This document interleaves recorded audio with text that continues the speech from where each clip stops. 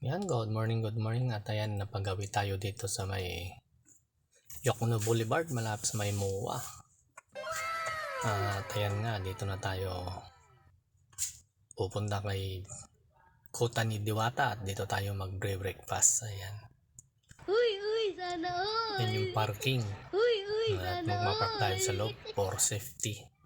Kasi bigla-biglang may mga dito naninikit ng mga nakaparking sa labas, kaya for safety natin dito tayo sa loob mag-park sa halagang 20, at least safety tayo. Ayun ang kaganapan dito kay Diwata, at ayun nga, nandito si Diwata nagpapapicture sa kanya. Ayan,